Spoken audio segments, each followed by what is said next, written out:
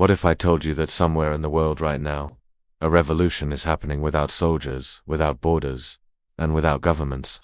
A revolution powered not by flags or ideologies, but by code. For the first time in human history, money itself no longer needs a nation.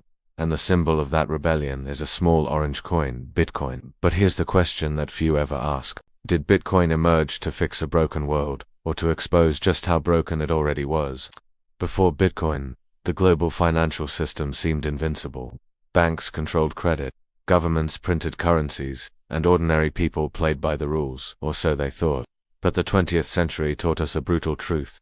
Money is only as stable as the trust behind it. After World War II, in 1944, world leaders gathered in Bretton Woods, New Hampshire. There they created a new global order, pegging all major currencies to the US dollar, and the dollar to gold. It was supposed to guarantee stability. But by 1971, President Richard Nixon broke that promise. He ended the gold standard, and from that moment, money became nothing more than numbers backed by confidence, not substance. Central banks could print without limit. Debt became the new currency, and ordinary citizens, they became collateral. The global economy turned into a casino, and every spin was powered by invisible money. As the digital world expanded in the 1990s, some began to question, if information can move freely online, why not money? These were not bankers or politicians, they were cypherpunks, a loose movement of cryptographers and programmers who believed in privacy, freedom, and mathematics over governance. They saw a world where power was concentrated in banks and surveillance was rising fast, and they wanted to build a new kind of money, money that could not be censored, inflated, or controlled. Names like David Shom, Nick Chabot, and Wei Dai laid the groundwork with ideas like DigiCash, BitGold, and B-Money. But none could solve the central riddle. How do you create digital money without a central authority to prevent cheating or double spending? Then, in 2008, as the world's financial system collapsed, an anonymous figure emerged from the shadows. October 31, 2008, a white paper appeared on a small cryptography mailing list. Its title, Bitcoin, a peer-to-peer electronic cash system. Its author, Satoshi Nakamoto. No one knew who Satoshi was, a person, a group, or even an intelligence agency. But the timing was surgical. Just weeks earlier, Lehman Brothers had collapsed. The global financial crisis was spiraling. Trust in banks had evaporated. And here came Satoshi, offering an alternative, a decentralized system where transactions required no banks, no borders, and no permission. Bitcoin was not just a currency, it was a philosophy encoded in math, a declaration of financial independence. Hidden inside Bitcoin's first block, Satoshi embedded a message, the Times 3, Jan 2009 Chancellor on brink of second bailout for banks. It wasn't just a dump. It was a message, a protest, a digital monument to human distrust in centralized power. In the beginning, Bitcoin was worthless, a hobby for a few idealists and nerds mining coins on their laptops. Then, in May 2010, a man named Laszlo Honyecz made history by paying 10,000 Bitcoins for 2 pizzas. It was the first ever Bitcoin transaction in the real world. Back then, those coins were worth about $40. Today, they would be worth hundreds of millions. Word spread. Forums exploded, miners multiplied, and soon, Bitcoin became something bigger, a movement. By 2011, people began calling it digital gold. By 2013, governments took notice, and by 2017, a single Bitcoin hit nearly $20,000. But behind the meteoric rise was something deeper, a growing crisis of faith in traditional systems. Every time a country printed too much money, every time a bank failed, every time inflation soared, people turned to Bitcoin. It became the ultimate protest, a vote against the system.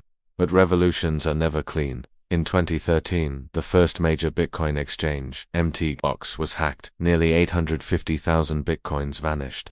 Then came scandals, the Silk Road dark web market, the ICO mania, and countless scams. Governments struck back. China banned exchanges. Banks froze accounts. Regulators declared war on uncontrolled money. Even within the crypto world, greed began to replace idealism. New coins promised faster profits, new blockchains promised better tech, but many delivered nothing but hype. Bitcoin faced a question it could not escape. Could a system built on freedom survive the very human flaws it was trying to escape? And yet, despite crashes, bans, and criticism, Bitcoin did not die. It adapted, it decentralized further.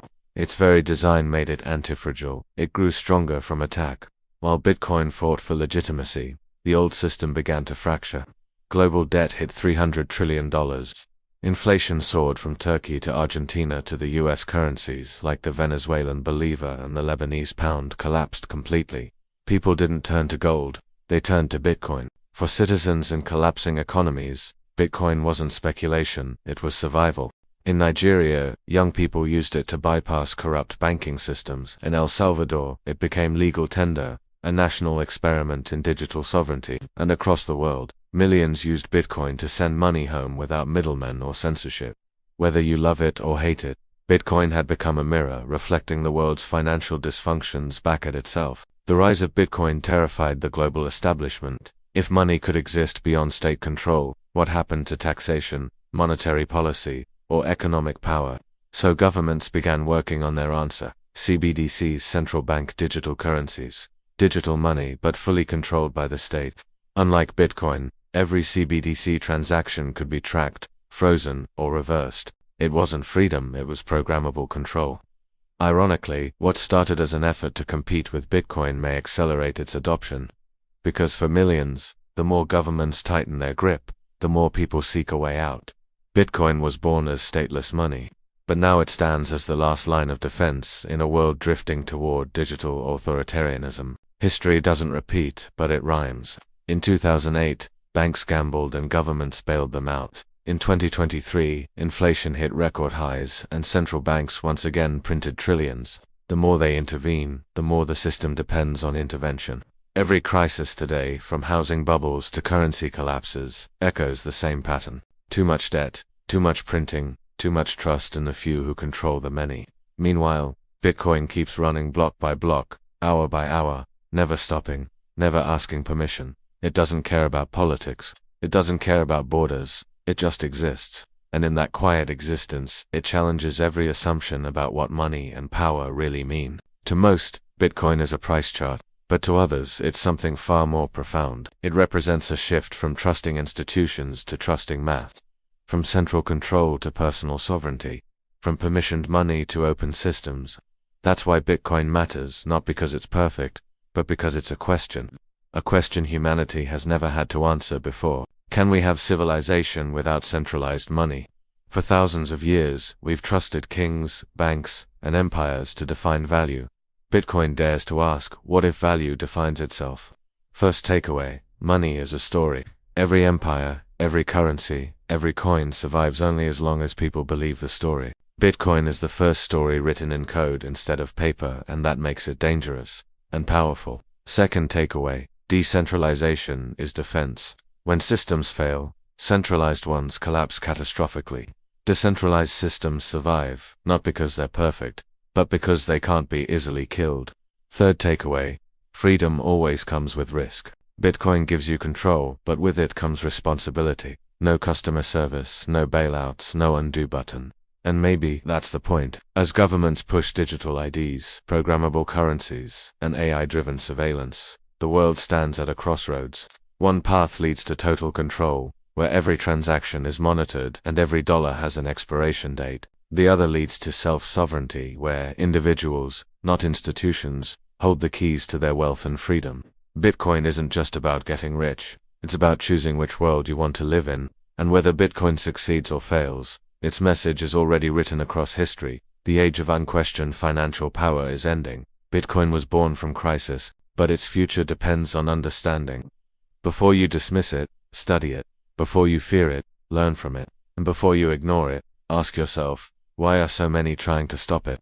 Because maybe, just maybe, Bitcoin isn't the threat to the system. Maybe it's the mirror showing us what the system has already become. Beat screen fades to black. Text appears. Bitcoin, the borderless money challenging a broken world. If this story opened your mind, don't forget to like, share, and subscribe, because the next episode dives even deeper. The secret war between central banks and decentralized money. Until then, question everything.